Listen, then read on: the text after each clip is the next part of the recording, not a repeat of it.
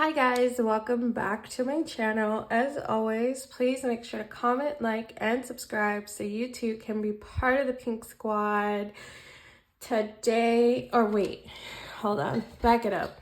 We are doing Pinkmas this month, which means there is a brand new video every single day for the month of December. Super excited. I'm sick, but I have been sticking to the video every single day. They've been going up at different times, but that's just because, again, I am sick. So, they go up when a girl can. But today I wanted to do a video. I wanted to do the top 5 sinking funds that I think you should have. And we will get into why. Now. Obviously, these aren't the only sinking funds that are important. Obviously, things change if you have kids, if you have, if you're a caregiver for somebody in your family, anything like that. Obviously, they are specific to your situation. So by no means am I saying that these are the only 5 you will ever need for your entire existence, okay? But I think from what I have had happen, from what I have seen, emergencies that have come up, it has always been related to something on this page, okay? So first one, I personally think you should have an emergency fund. Now, a good starter emergency fund that I followed per Dave Ramsey was $1,000 while I was tackling my debt. And then your emergency fund should turn into 3 to 6 months worth of your expenses, depending on your situation, how many people in your family, blah, blah, blah, blah. So an emergency fund, this is if something comes up. Now, could an emergency fund cover everything else? Yes. I personally like to have separate folders for separate situations. If for whatever reason one of these other ones doesn't cover the emergency I have come up, that's where I then dip into my emergency fund.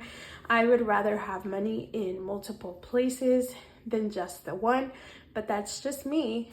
Again, I'm not a professional advisor here.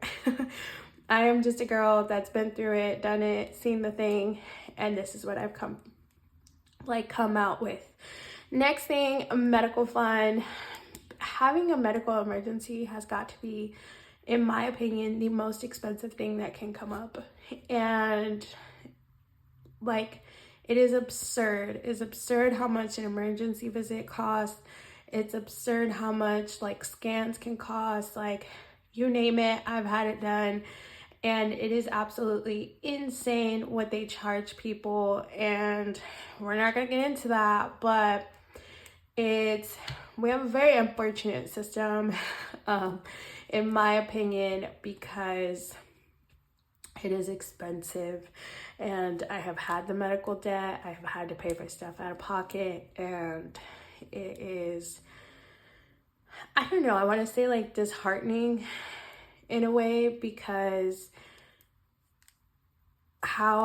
it's you have to choose. Do I get better, or do I go into debt? Or no, do I go into debt to get better, or do I just wing it, hope it goes away so that I don't go into debt trying to fix myself?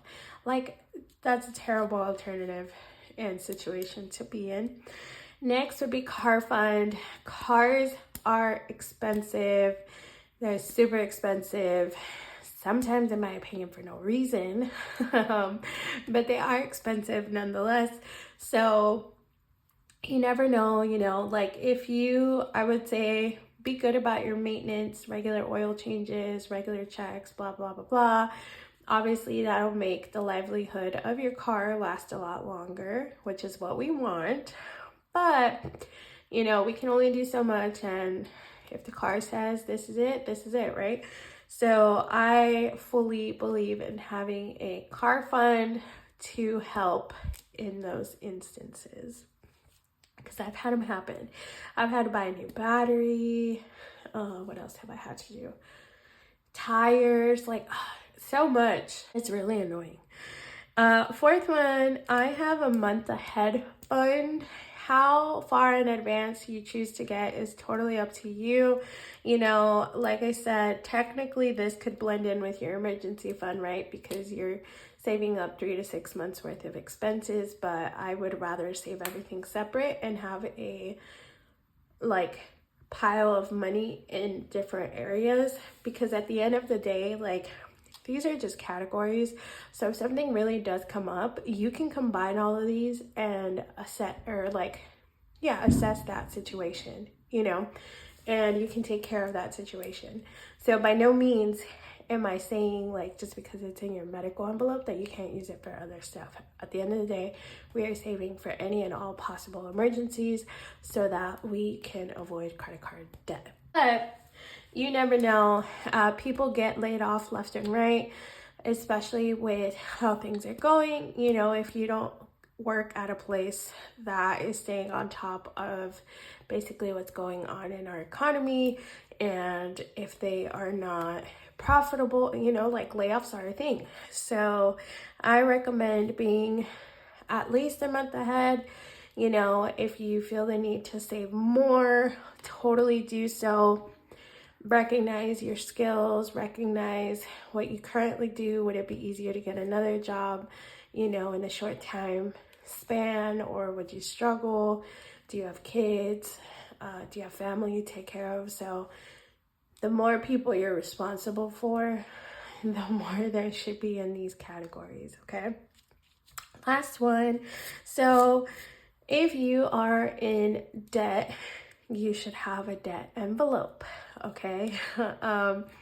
Debt should be your number one priority. And I don't mean, like, there's a good thing, or there's good debt and there's bad debt, right? Good debt is like a house, right? Eventually being able to pay off a home, that's awesome.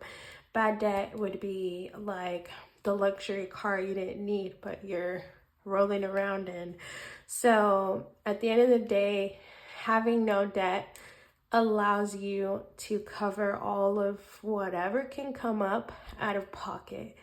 And if you're not focusing on debt, I would strongly encourage you to do so, because when you have no debt, you don't owe anybody money, right?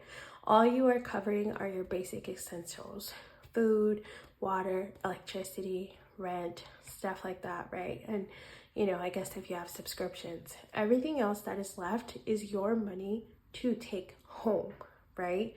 So if you have a $500 emergency, right, depending on how much you make, and you, like, per month have an extra $600 or $400, you could either cover it all or dip into everything else a lot less. You know what I mean? So if debt is not your focus, I strongly encourage you to focus on your debt.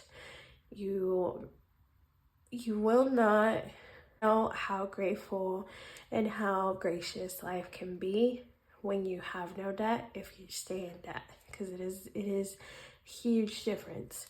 But if you don't have debt, my last category would be a home fund. Now, for the home fund, I have seen people do it differently. People will have a home fund, and that's what, like, cleaning supplies comes out of. That's what, like, anything involving buying for your home, furniture, mattresses, whatever, they take out of their home fund, and that's totally cool too. What I mean by home fund, I would say primarily like repairs. If you are a homeowner, obviously you have to cover anything that happens, leaks, I don't know, if your fire alarms break, like all these things, like you have to cover and be a whole adult. When you own a home, it becomes your responsibility. So with that, it can be very expensive to own a home, because again, this now becomes your house, so you have to take care of everything. You can't just kind of call your landlord and be like, hey man, this broke. So I personally would have a home fund that can cover all kinds of things involving your home, you know, mattress, furniture, whatever, if it's an emergency, obviously. But I would say primarily your home fund should be for anything that breaks within your home. So, like, if you're like, I've had my dryer go out and had to get a new dryer.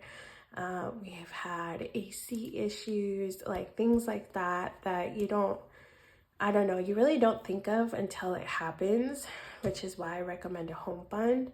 If not, obviously you can whip it out of your emergency fund, which is what I have done in the past. But once I do purchase a home fund will be up there for me in my top 5, just because, again, owning a home is expensive. It's like owning a car. They are expensive.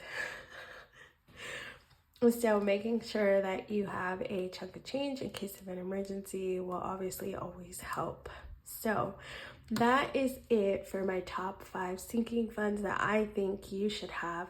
By no means am I saying these are the only ones, or these will be applicable to every single situation and scenario in terms of, you know, whoever is watching. But I do think it's a good starting point. I feel like the more you do this, you just naturally want to add every single envelope under the sky, and it's really not necessary at all. But it almost is inevitable. You just get excited and you think, I want a concerts envelope, I want a snacks envelope, I want this envelope, I want that envelope. And then before you know it, you have way too many envelopes and not enough money to stuff them, and then it just gets overwhelming and it's a whole thing. So personally, I would suggest to you, if you are just starting your journey, start with like 5 envelopes and then go from there. See what your needs are, see, you know, what comes up for you. Don't just add envelopes to add envelopes, because they kind of lose its importance. So that is it for today. Let me know what are your top 5 sinking funds. I would like to know if you agree, disagree, or if there's one that I didn't think about, because again, my situation is obviously probably different from your situation. Like, I don't have kids, you know, or anything like that. So it could be different for you. Like, for instance, I also don't have any pets, but if I was a pet owner, I'd probably have a pet sinking fund, because they get sick, yada yada, vet visits. So these are just surface level where you can start, some that apply to everybody, and then obviously just tweak it as you go. So let me know what are your top 5. Don't forget to comment, like, and subscribe so you too can be part of the Pink Squad. It is a fun squad, and don't forget, we are doing Pinkmas every single day this month, and it's a good time. So with that, I will see you in tomorrow's video. Bye guys.